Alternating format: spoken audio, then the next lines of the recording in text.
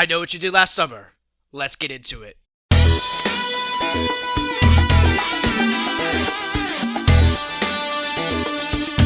What's up, guys? This is Far From Blake, and today we're going to be talking about I Know What You Did Last Summer, the original version, because we are going to have a legacy sequel of some sorts come out in the next couple weeks, so I thought it'd be fun to talk about the movie. Now, this movie came out in 1997. It stars Jennifer Love Hewitt, Sarah Michelle Gellar, Freddie Prinze Jr., Ryan Phillippe, and the girl from Billy Madison. Don't know how to pronounce her name. Now, right off the bat, I'm going to say I have tiny bits of nostalgia for this movie, but not a lot.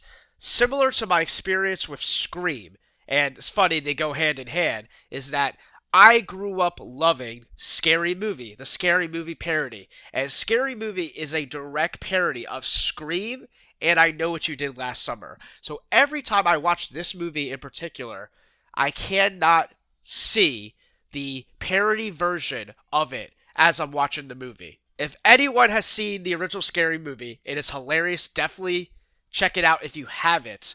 But there's so many distinct scenes in I Know What You Did Last Summer that when you're watching it, you can't help but get the flashback in your mind of the goofy parody version of Scary Movie mocking those scenes. Now, that was something that took me a while to get over when it came to Scream. I eventually did because Scream is just that amazing. I Know What You Did Last Summer is not a movie that has been my favorite horror movie. It's not. I never thought it was that good. I was actually pretty hard on it. Until now. This is probably the most I have ever enjoyed this movie. Now, it's been about 3 years since I've seen this movie, and if I'm going to be honest, if it wasn't for the new movie coming out, I was really content with never needing to watch this movie again. That's how much I didn't care for it the last time I watched it, and I've watched it a few times now. I'm glad the new movie is coming out and forced me to rewatch this because I really enjoyed it this time. I don't know why I was so hard on it. I think the biggest issues of it is that it doesn't have an iconic slasher. The Fisherman is nowhere as intriguing as other horror icons like Ghostface, Michael Myers, Jason Voorhees, Freddy Krueger, all of that. One redeeming quality of The Killer for people that grew up in the 90s and whatnot is that people that love SpongeBob, I'm hearing people compare it to the hash-slinging slasher. So if you have fun with it like that, like he's the embodiment of SpongeBob's hash-slinging slasher, then you can make The Killer more cool than he actually is. But that's the biggest flaw of the movie. The Killer isn't that memorable. I mean, the suit and all that, it's okay throughout the movie, but the reveal and all that really doesn't do much for me as like the Scream movies do. And this will always be a movie that is compared to Scream. It is essentially a knockoff Scream. It was building off the success of the Scream franchise, the whodunit aspect. And that's kind of why I didn't like it as much, because Scream is so much better. But this time I saw that it does have an identity of its own, and it does do things slightly different, right? I do think the story is actually pretty compelling when you take yourself out of the realm of like, oh, I love Michael Myers, Jason, and all that stuff, and you're just looking for iconic slashers and kills. You just go from a story level and go, okay, you have this group of teens who are graduated high school or, you know, partying, etc., and they make the biggest mistake of their life, and that's drinking and driving that alludes to accidentally running someone over and having to have that dilemma of nobody sees, do we dump the body, do we protect our future? These are all rich kids who have such bright futures ahead of them, and they're like, what do we do? It is a real moral dilemma type story that could happen in this world. It probably has happened. Maybe not just with rich people, but just people in general that have stuff to lose and have done crazy stuff, or maybe they're trying to keep it a secret. That is a good concept to have a slasher killer story element, people filled with guilt and shame, and a slasher killer that essentially saw it happen and goes, I know what you did last summer, that thing you have been guilty about and broken up friendships and relationships for over the past year. They're bringing that back into their lives, and then he's haunting them, stalking them, and messing with them before he eventually tries to kill them. That is actually a really, really cool concept. The 90s score is actually really, really cool in this. This movie is just incredibly 90s, and I think that's the thing for me that a few years ago when I didn't like it as much, I didn't really care for it because, like, again, I compared to Scream, and Scream was so much better. But as time goes on, and we get so bogged down with the 80s stuff, and I love the 80s. That's probably like my favorite era of movies, especially horror movies in particular. I think 80s are so, so cool. But I am becoming more and more nostalgic to 90s as well, where 90s is feeling like a gem in itself because in the 2020s we're so away from those kind of worlds and things, and you can tell when a movie is so lived into its decade, at least back then. And this is so incredibly 90s with the score, the vibes, the atmosphere, the acting, and just the cast. This is a 90s cast. And it's impossible not to like this movie a little bit when you have such an attractive cast like this. You have Sarah Michelle Gellar, who I think is one of the most beautiful girls in the 90s and just in general. Like, her vibe and her aesthetic, to me, I love watching her on screen. Jennifer Love Hewitt is also iconic and legendary as well. Very cute as well. I think she looks better in the sequel, which I need to rewatch the sequel to give my opinions. I will make a review on that after I watch that.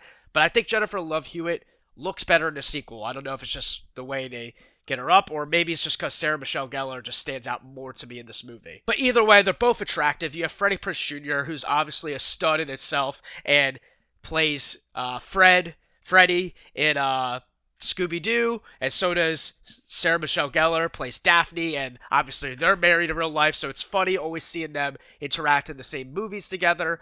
They're in a lot of movies together. They have their own little universe where they either date each other in the movies or they are friends and they date each other's friends in movies. They're just 90s icons at the end of the day. That's what it is. Now, when it comes to the horror aspects, I think, again, the suspense is really good. The story is really good. It's really just that last 10, 15 minutes that kind of take me out of the movie to some degree. It's not a bad location, going on the boat and all that, but the killer reveal and just the kills in general aren't that great. Some of them are very cutaway or neutered. I don't know if there was MPAA guidelines when it came to it, but it's very tame slasher film. What Are You Waiting For then? Very iconic. Again, I think of Scary Movie, Sydney, Anna Faris's comedy mocking version of it whenever I see that scene, so it gives me a laugh just from that aspect every single time. Sarah Michelle Gellar as Helen, I thought, is phenomenal in the role, not just being beautiful, but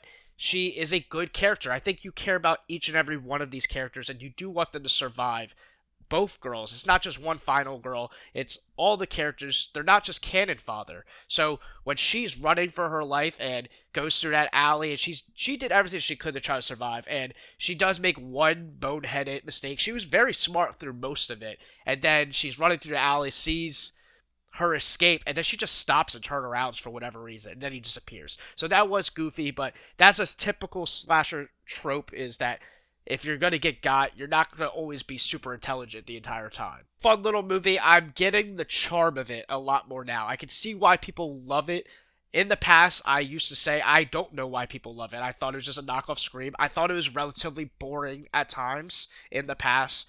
And for some reason this time, I was just engaged with the story. And that's the magic of movies. You can rewatch something at a different place at a different time of your life, and it could just hit differently out of nowhere. So I am a big proponent of rewatching movies, because you never know. Life changes, you change, perspective changes. Every time you watch a new movie, you essentially gather and formulate new opinions. So when you go through watching hundreds and hundreds of horror movies, and then you go back and watch one later that you might have disliked, maybe your perspective has changed because after watching new movies, you essentially grow as a movie watcher. So in that experience for me, I appreciated this movie a lot more than I used to before. Before, I probably would have rated this movie somewhere like a 2.5 stars out of 5. Now, I have it at a 3.5 stars out of 5. Solid, good movie. It's not fantastic. I can't go 4 stars or higher, right? It's not my favorite horror movie of all time, but it's good. It is a respectable slasher film, and I'm fine with watching it maybe each year around 4th of July, considering it is set on 4th of July. Alright, so that's it. Leave a comment down below. What do you think of I Know What You Did Last Summer? Is this one a horror classic to you? Is this one you have a lot of nostalgia for? Does this one mean a lot to you? Is this one of your favorites? Is it like me where it's just okay, it's solid, you respect it, but it's not your favorite thing. That's how I am. I respect the movie more than I'm like, yeah, this is awesome. I don't think it's awesome, but I think it's solid. Or are you like past me and you're just like, I don't get it. This movie's boring. The kills, they're nothing, and the killer is not legendary like a Jason Voorhees or a Ghostface or a Michael Myers.